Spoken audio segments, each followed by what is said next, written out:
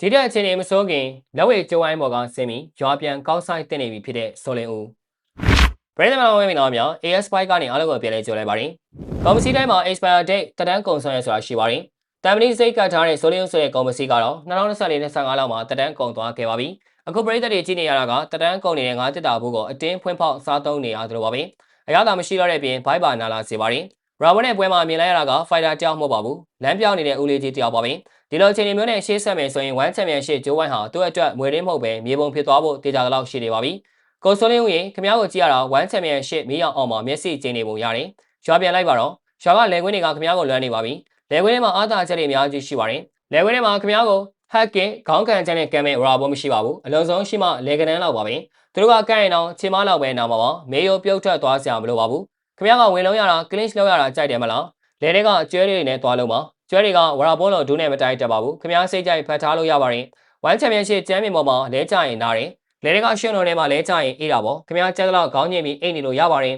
လဲခွင်းတွေကစာကြောရုပ်တွေခင်ဗျားမြင်မှုမှာပါအဲ့ဒီစာကြောရုပ်တွေတောင်လဲကြရင်ရင်းတွေပြီးရှောင်တက်ပါသေးတယ်ကိုစုံလင်းကတော့စာကြောရုပ်ထက်တောင်ဆိုးပါတယ်တောက်တောင်ကြီးနေပြီးလာကံမှာငါကြီးမှာရှိတယ်ဆိုပြီးအဲ့ကန်နေတာပါရွာပြန်ရောက်ရင်စာကြောရုပ်တွေစီမှာဂတ်ကာကွယ်နေတန်းသွားတက်တင်ပါတယ်စာကြောကပြောလိုက်မယ်ကိုဆိုကြီးကြီးကန်းနိုင်ရင်တော့ကျွန်တော်ကလက်ဝဲရမ်းပြီးမောင်းထုတ်တာဗျာခင်ဗျားကကျွန်တော်ကြီးဝင်လာတော့လက်မမြောက်ဘူးဆိုတော့ခင်ဗျားကကျွန်တော်ထက်တော့အုံတော့မရှိတော့ဘူးလားလို့မေးခွန်းထုတ်စရာဖြစ်နေပါပြီစီဝါရေးတွက်ချေကိုင်းမှုကိုကြည့်မယ်ဆိုရင်အခုချိန်မှာနားယူတာကအကောင်းဆုံးပါပဲပွဲထုတ်လို့ရတဲ့ပတ်စံကဈေးဘုန်းနဲ့ကုန်တာများနေပါပြီရာဘွန်ကင်လိုက်တဲ့ကန်ချက်ကဆေးရုံတက်ရမယ်လက်မှတ်နဲ့တူပါတယ်နောက်ပွဲတွေမှာဒီတက်ကျန်တဲ့ကောင်နဲ့တွေ့ရင် ICU အထူးချက်မှတ်ကုသဆောင်မှာအခန်းငှားနေရမယ်ဂိမ်းဆိုင်နေပါပြီ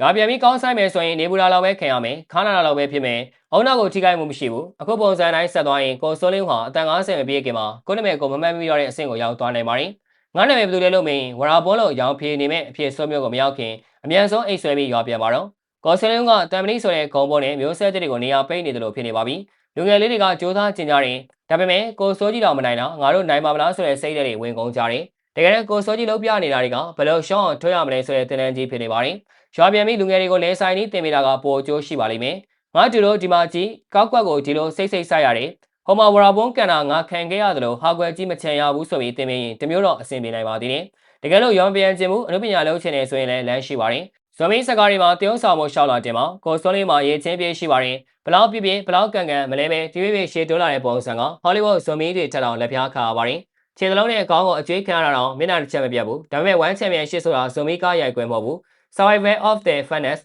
အတမဆုံးသူရှင်တန်မဲ့နေရာပါဇွန်မီတွေဝင်လာရင်ဟက်ကင်းနဲ့ခေါင်းဖြတ်ခံရမယ့်နေရာပါကိုစလင်းဟာ Nokia 3310လို့မျိုးတစ်ခေတ်တုန်းကတော့ကြံပါတယ်ပြုတ်ကြရင်ကြမ်းကင်းကွဲပါတယ်အခုခေတ်မှာတော့အဲ့ဖုန်းကြီးကင်ပြီး Facebook သုံးကျင်လို့မရတော့ပါဘူးရာဘွန်က iPhone 15 Pro Max ပါ Fashion ဆုံးနဲ့ Speed မြန်နဲ့ Nokia ကြီးကမွေကင်းကစားရုံလောက်ပဲသုံးလို့ရတော့မှာပါကိုစလင်းရဲ့ပုံစံကကိုယ့်ကိုတက်တဲ့ဖို့စူးစမ်းနေတာကမှအထားကြတေးကြစီစဉ်ထားလို့ပါပဲငါ့ကိုတက်ပေးပါဆိုတဲ့ဆိုင်းဘုတ်ကိုလေဘင်းမှာချိန်မဲ့ဆောင်လက်နှစ်ဖက်ကိုအောက်ချပြီးမျက်နှာကိုပါထိုးပေးတော့တာပါဒီကောင်းချုံနေနဲ့ကိုစွန်းလင်းကိုမြေတားရက်ခံခြင်းပါတယ်တော်ပါတော့ဗျာခင်ဗျားရဲ့မာကုံကိုလွမ်းမောပွေဟာဒဏ္ဍာရီတစ်ခုအနေနဲ့ထားခဲ့လိုက်ပါတော့နောက်ချက်ပွဲတွေဆက်လို့ပြီးဟာသားတဘိုးဖြစ်အောင်မလုပ်ပါနဲ့တော့ဒီတဲ့အချိန်လေးမစိုးခင်နက်ဘီကဗီဇာမကြလာခင်ကြွားပြန်ပြီးကောက်ဆိုင်ပါတော့ကိုစွန်းလင်းရေအစောနေ့ကြည့်ရှုပေးခဲ့ကြတဲ့အတွက်အားလုံးကိုကျေးဇူးထိုးပဲတင်ရှိပါရခင်ဗျာ